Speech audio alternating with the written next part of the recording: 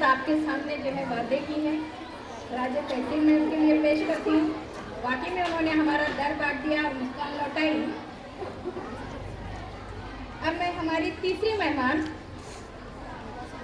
जो हिम्मत, हिफाजत और फर्ज शनासी की अलामत, इंतहाई वक़ार और फ़ख्र के साथ मैं मोहतरमा नीलोफर सैयद को आवाज़ देती हूँ कि वो आए और अपने तासुरात हमारे तालिबात के सामने रखें।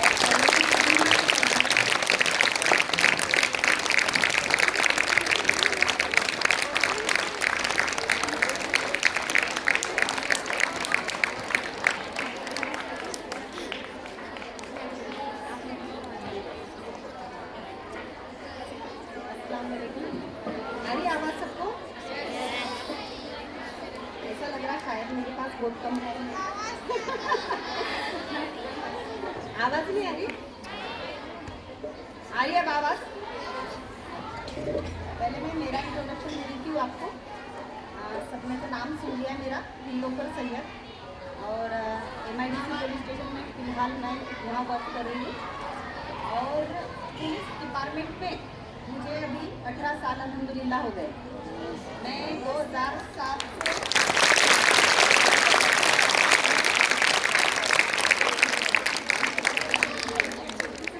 आ रही आवाज़ अच्छी? आ रही क्या?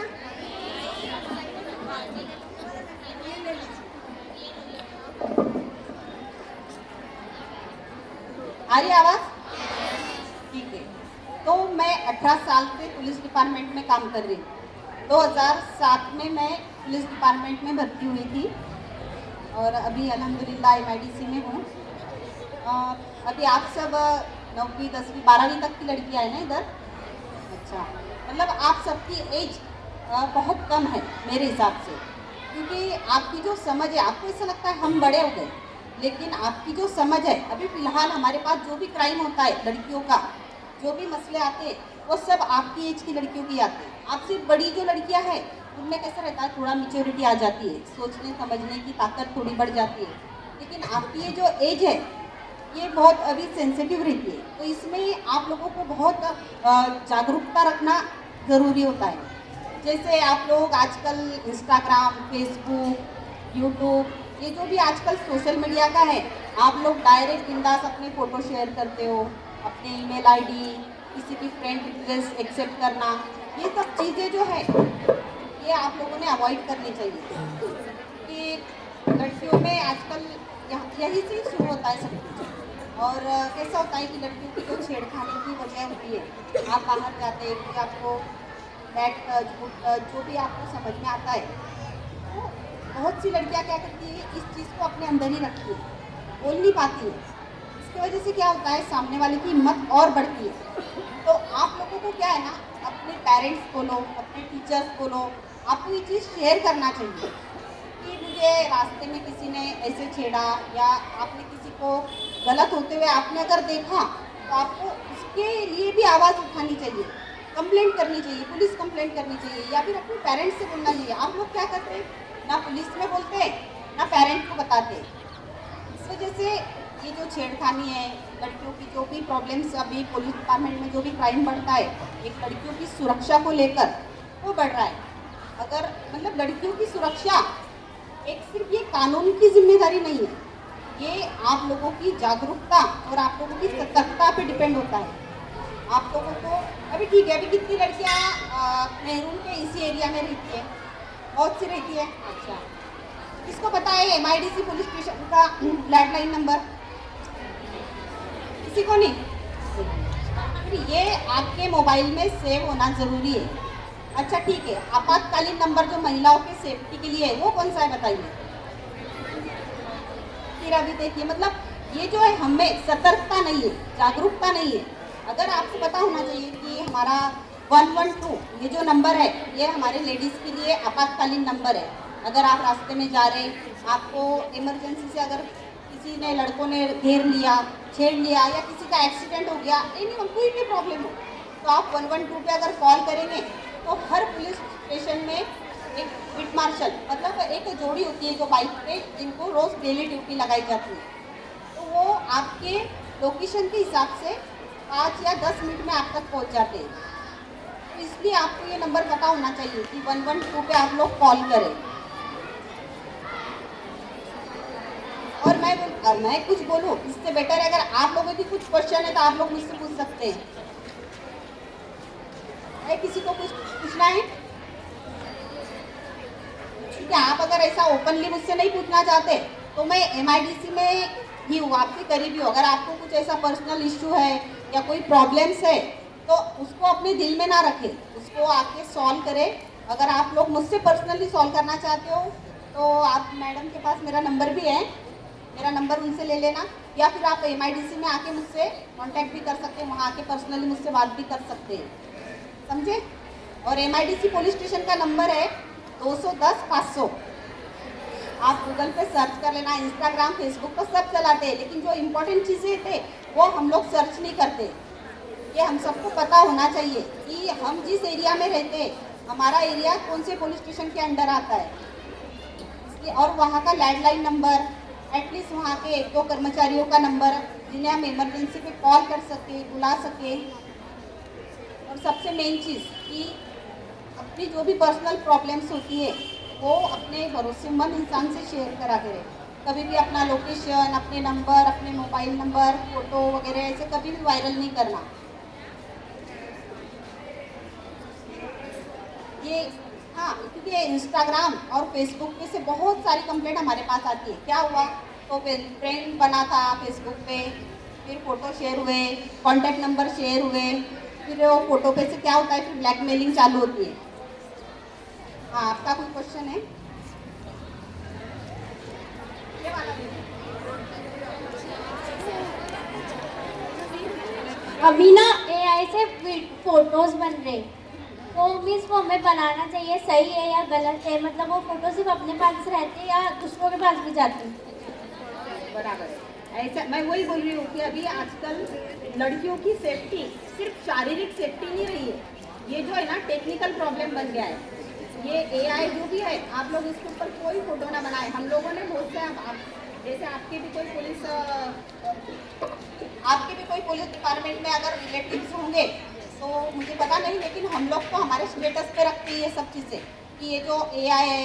फिर बीच में वो क्या आया था, जिबली कि जैसे हाँ, कोई भी, मेरे पास तो फेसबुक भी नहीं है, अगर आप मेरा फ़ोन चेक करेंगे तो फेसबुक भी नहीं है मेरे पास।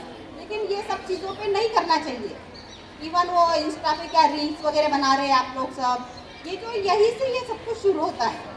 इसके लिए ये चीज़ अवॉइड करना चाहिए। सबसे बेस्ट तो ज़िंदगी का खूबसूरत पल अभी यही है आपका, जो आपका ये 11वीं 12वीं 10वीं ये जो टाइम है, इसमें अपना अच्छे से पढ़ाई करें, अपना फ्यूचर सिक्योर करें। और फिर जब एक बार आप सेटल हो गए फिर आप अपने शौक सब पूरा कर सकते हैं। और फिलहाल ये इंस्टाग्राम फेसबुक ये जो भी चीज़ें, इससे ना थोड़ा सा दूरी रखना।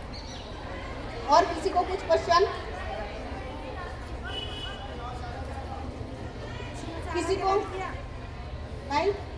अब नंबर सेव कर लिए ना, याद रख लो। और लेडीज का आपातकाल इमरजेंसी नंबर बराबर है।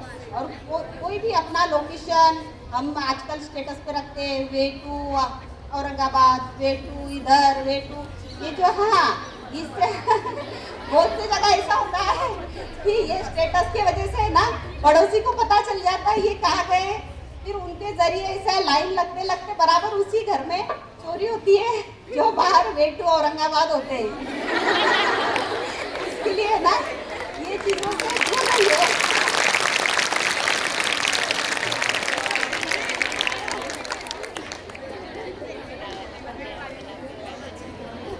चलो, अगर किसी का कुछ क्वेश्चन नहीं है तो मैं इतना ही लेती हूँ, क्योंकि सबको टाइम हो रहा है और बहुत सा वक्त भी चला गया है।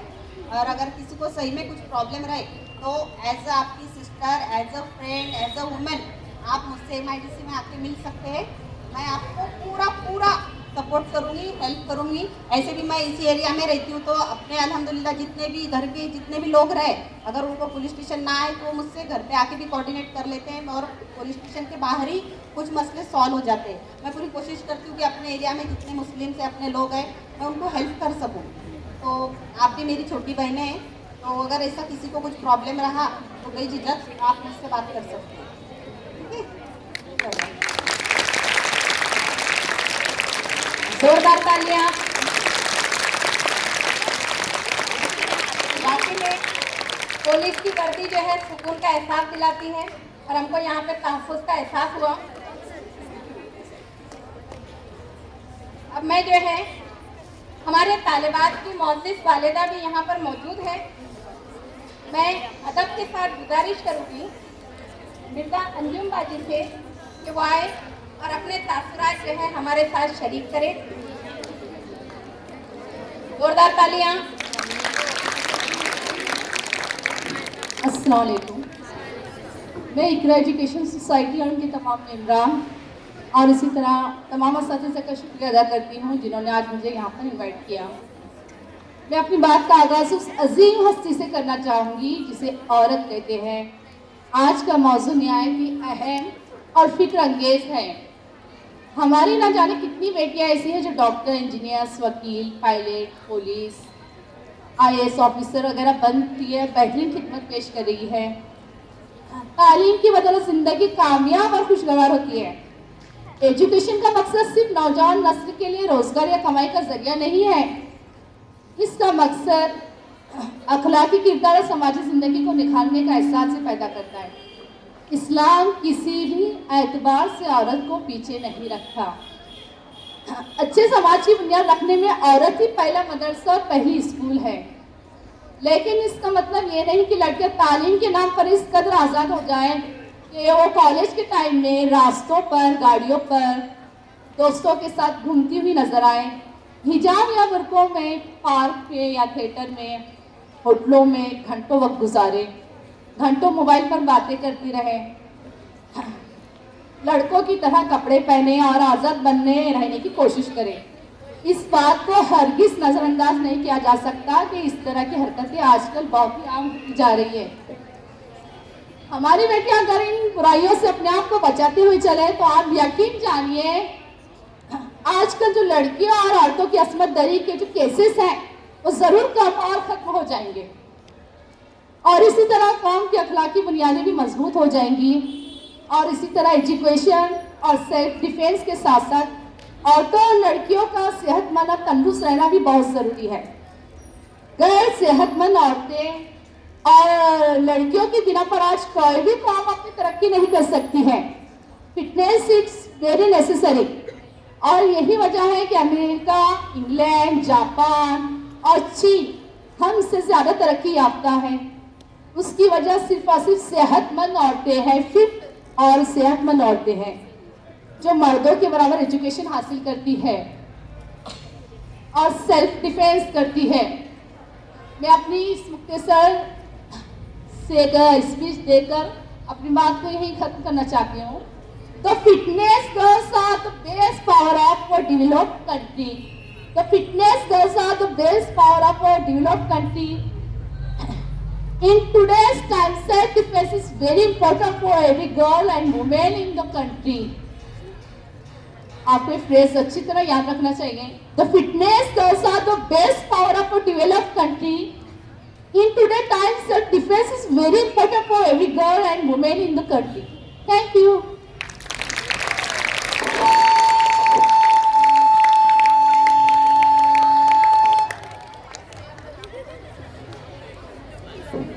बाकी ने बड़ी खुलूस और जिम्मेदारी के साथ अपने तासुरात पेश किए।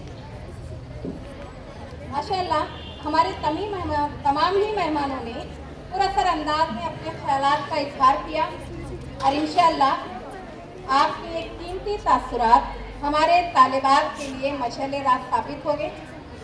आइए हम इस प्रोग्राम के आखिरी कड़ी की तरफ चलते हैं। मैं रस्म शुक्रिया के लिए तंजीम मैडम को आवाज़ देती हूँ कि वो आए और शुक्रिया की रस्म अदा करें।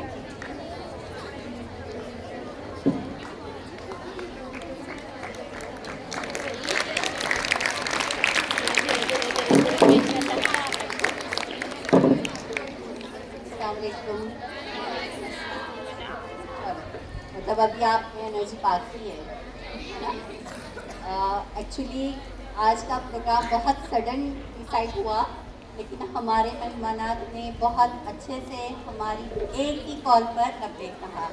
इसलिए मैं जैसे अभी मिनट डॉक्टर मिनट जो आप में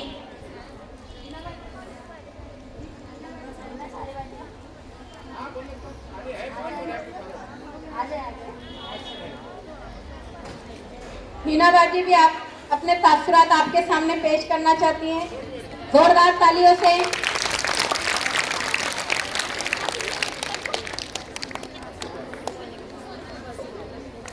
मोहतरम असातिज़ा इकराम, मेहमान खुसूसी और प्यारी बच्चियों, अस्सलाम वालेकुम।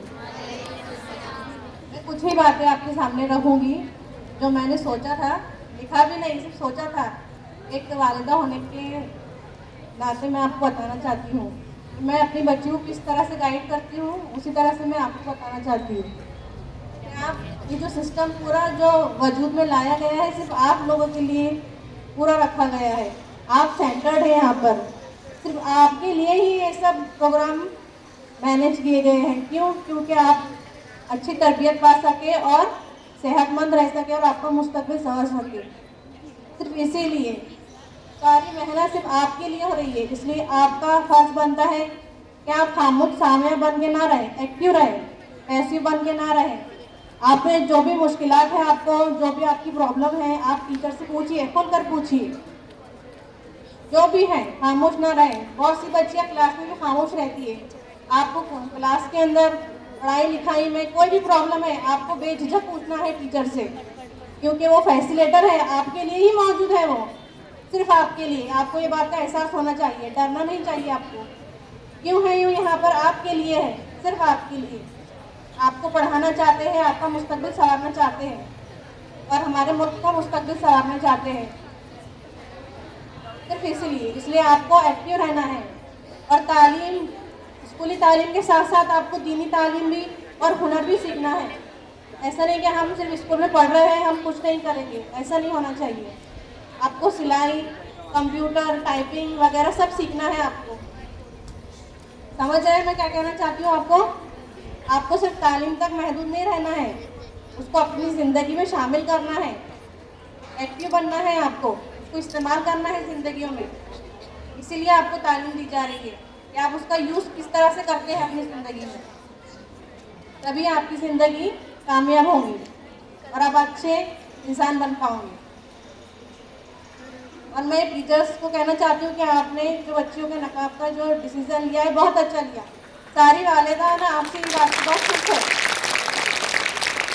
ये पहली बच्चों की हिफाजत की पहली स्टेप है ये, जो बहुत अच्छा है। हम सब बहुत खुश हैं इससे। इस तरह से आपकी स्कूल में जो दीनियात के कंपटीशन हो रहे हैं, जो इम्तिहान दिए जा रहे हैं, वो भी बहुत अच्छी बात है। बच्चियों को स्कूल की तालीम के दौरान सीरत नबी वगैरह पढ़ने का मौका नहीं मिलता, लेकिन ये जो आपने कंपटीशन रखा है उसकी वजह से उनको मालूमात हो रही है। बच्चियाँ सिर्फ क्या करती है, मदरसे में सिर्फ कुरान पढ़ ले रही है, हो गया, सूरतें याद कर रही है, हो गया, नमाज की थोड़ी बहुत हदीसें याद हो गई, लेकिन आप सल्लल्लाहु अलैहि वसल्लम ने ज़िंदगी में क्या क्या मुश्किलात आई वो कैसे मालूम होगा उनको?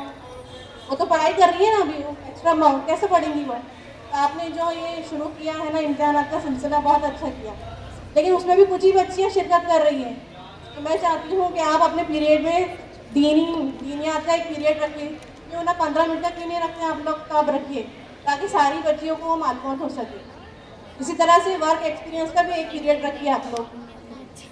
और एक टीचर्स भी तो ना सिलाई के लिए, कढ़ाई के लिए, या फिर कंप्यूटर क्लासेस नहीं है मेरे ख्याल से यहाँ पर, तो बच्चों को शुरुआती जो कंप्यूटर के कोर्स वगैरह है आप उसका भी इंतज़ाम कर देंगे तो बेहतर रहेगा। कि बच्चियों अभी 9-10 तक भी बच्चियों कंप्यूटर पे नहीं बैठी है स्कूल में, मेरे ख्याल से टीचर नहीं है शायद कंप्यूटर का। तो मैं चाहती हूँ आप अवेलेबल कराएं उसके लिए, ताकि वो सीखें और उनको ना डायरेक्शन भी मिलती है फिर कि 12th के बाद हमने कौन सी फैकल्टी ज्वाइन करना चाहिए, फिर क्या आईटी में जाना चाहिए, बीएससी आईटी में जाना चाहिए, इंजीनियरिंग करना चाहिए, या डॉक्टर बनना चाहिए। तो आप ये थोड़ी जो हुनर है ना उनके आप कराएंगे तो उनको ना समझ में आएगा कि हम किस में अच्छे हैं। ये तो स्कूल में पढ़ाई में जो टॉपर आ रहा है बस वही अच्छा, जो दूसरे बच्चे टॉपर नहीं आते उनमें दूसरी भी क्वालिटीज़ मौजूद है, तो वो भी उभर के आना चाहिए ना। फिर बच्चियाँ ना डिसअपॉइंट होती है कि हमको तो मार्क्स कम मिले, फिर हम कुछ काम की नहीं है क्या? नहीं। जी जी जी जी, तो मैं वही चाहती हूँ कि आप बच्चों को एक्स्ट्रा एक्टिविटी भी सिखाएं, ताकि उनको डायरेक्शन मिले कि हम किस में अच्छी है और हमें आगे क्या करना है। वरना ये होता है कि मार्क्स कम है तो बच्चियाँ बैठी रहती है घर पे, 12th हो गया बस बहुत हो गया, ऐसा नहीं करना है। आपको उनके लिए मेहनत करनी है, थोड़ी ज़्यादा मेहनत है। आप बात कीजिए स्कूल इंतज़ामिया से, बस मैं यही चाहती हूँ। शुक्रिया। माशाल्लाह, हीना बाजी ने बहुत ही मुख्तसर अंदाज में लेकिन बहुत प्यारे अंदाज में जो है अपनी बात, अपने तासुरात हमारे सामने पेश किए। मैं तंजीम मैडम को फिर से जो है रस्म शुक्रिया के लिए जो उन्होंने अधूरा छोड़ा था, मैं फिर से आवाज़ देती हूँ कि वो आए और शुक्रिया की रस्म अदा करें।